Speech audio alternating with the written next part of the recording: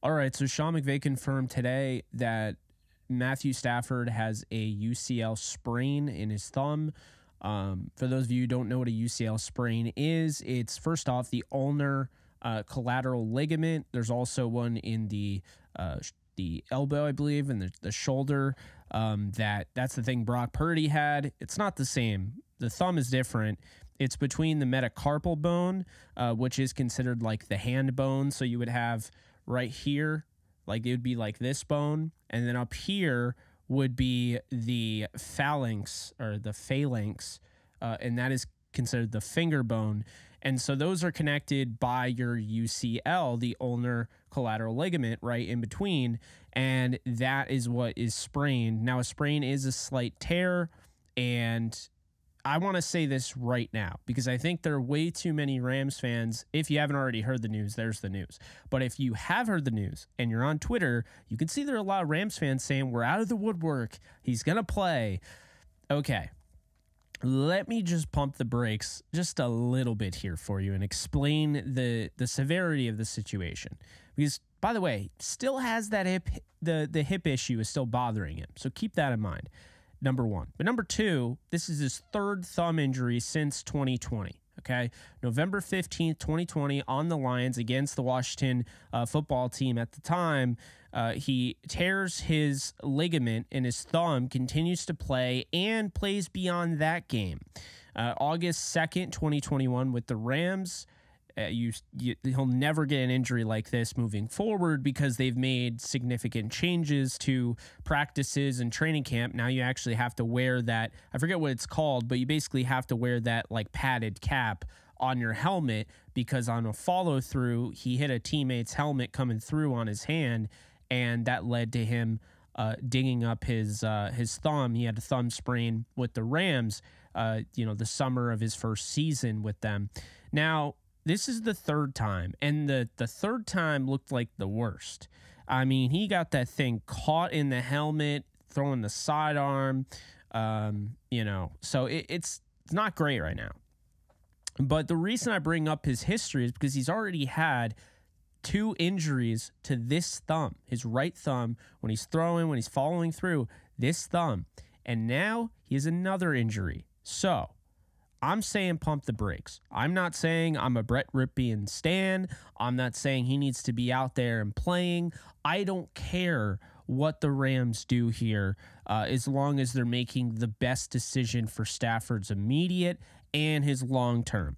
And the thing that I see here is that a UCL sprain is a lot more worrisome than people in Twitter conversations are going to admit. The internet right now feels like they dodged a bullet. The Stafford fans, the Rams fans. But this takes 4 to 5 weeks to heal if it's mild, okay? We don't even know what the sprain is. It's a very loose term, okay? UCL sprain. We don't know. There were no follow-up questions to that. That's just what Sean McVay said. I'm sure we'll find out more, and hopefully soon, but it takes 4 to 5 weeks to heal if it's a mild sprain.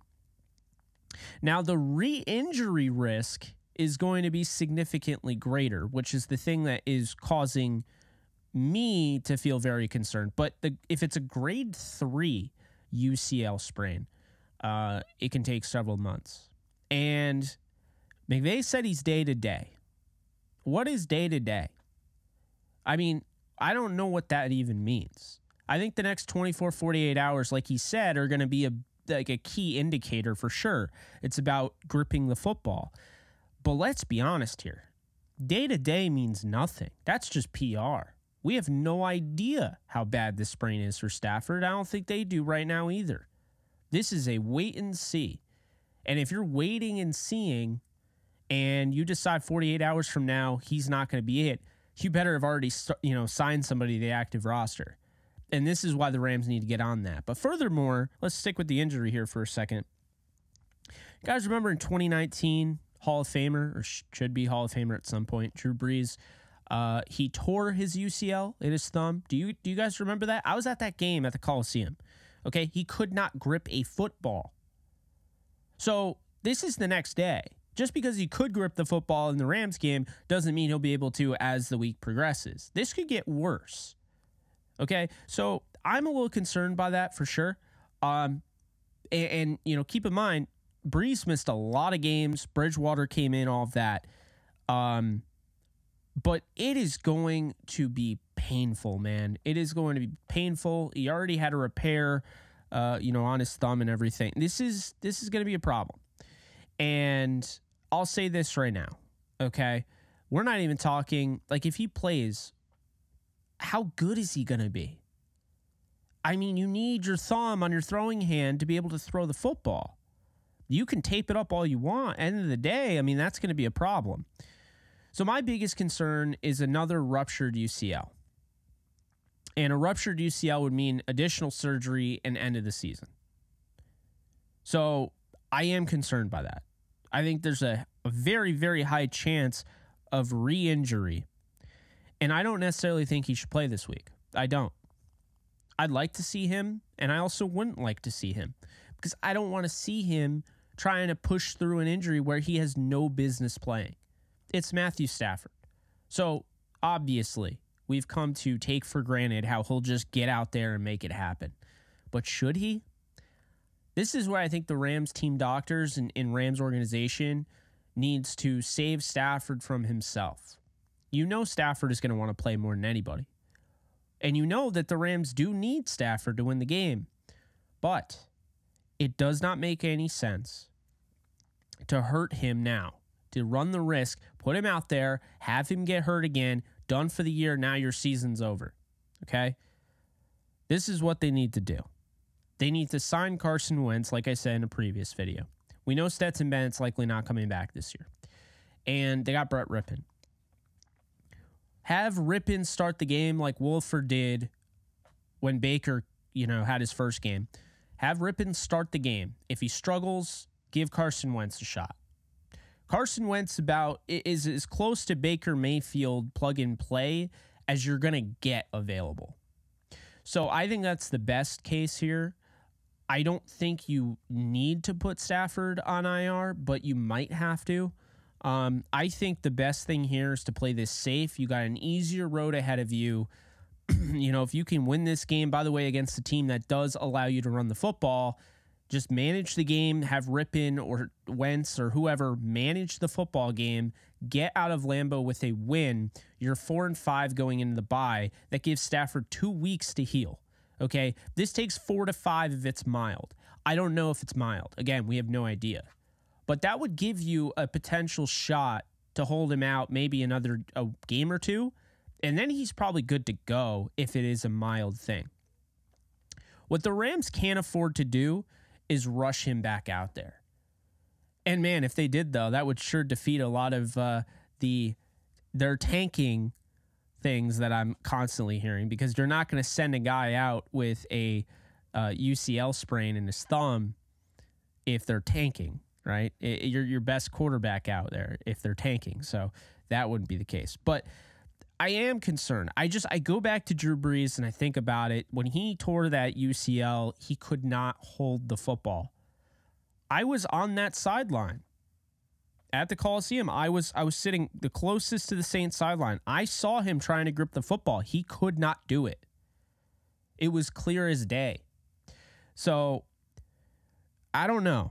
Am I comfortable with Rippon starting? No, but that's who they've put us out. That's who they've put out there. That's who, you're going to have to see. So my thoughts on the process is this. See how it goes, but you don't need to see how it goes before you sign another quarterback. There you go. Go out, sign Carson Wentz, try to get him somewhat acclimated to your offense. And then you evaluate. I think starting Rippon, letting it see how it plays out with, the way it did with Wolford against the Raiders last year. Baker came in 48 hours later. Wentz would have way more time than Baker had to get ready. This is a Sunday game, not Thursday or Monday. So I'm just saying, I think it makes a lot of sense, for the Rams to do that. We'll see how they go about this. The season's not over, whether you want it to be or not. There's 9 more games ahead. The Rams still have to do their job and entertain and try to win football games. That is their job. They're still a football team. They're still entertainment at the end of the day. They're not trying to just give up on the season. So we'll see what happens. But do I think Stafford should play if he's not ready to play? No, I don't think you should force him to play against the Packers. Absolutely not. Do I want to see Rippon? No. But do I want to see Stafford just writhing in pain? No, absolutely not. So I hope the Rams, and they have Neil Elitrosh on their staff, who's one of the best. He did Aaron Rodgers' surgery. He did OBJ's surgery, I believe. The guy is one of the best doctors in all of, that game, essentially, that industry. So I do trust that they're going to give the right, I guess the right advice, that make the right decisions. But I'm just saying, Rams, you got to be careful here with MAtthew Stafford. You can't just toss him back out there and take a look at this. I like that they're going slow with it. But again, we don't have all the information, and we might never have all the information. We'll find out probably at some point, but that's all I got for you guys. Rams starting quarterback MAtthew Stafford has a UCL sprain. Now, it's better than a break, but it's important not to diminish what a UCL sprain could mean this week and beyond. So I hope the Rams are careful with this. This could linger. We'll see what ends up happening. You guys can drop a comment if you have any thoughts. Be sure to subscribe if you haven't already. Hit the like button. Really does help me out. Also known as the thumbs up button. Sore subject talking about thumbs here. But that's going to do it. I'll see you guys soon. Later, folks. Start playing Pick'em or Weekly Fantasy for any sport today, Jake. Users will receive a 100% deposit match up to $100 if they use promo code OTE at sign up. Start playing Pick'em and Weekly Fantasy Football today with Underdog Fantasy. Do you love talking about the Rams, the NFL, or just want to be a part of a community? Join my free Discord server today. We're over 800 members. We got 24/7 live chat, a level 3 boosted server, the ability to call into JE Live, playing online games with us on Kick streams, toggleable alerts for when I go live on YouTube or Kick so you don't miss a live stream, and exclusive giveaways. Click the link in the description, the comments section, or the link that comes up in the video to learn more and join today.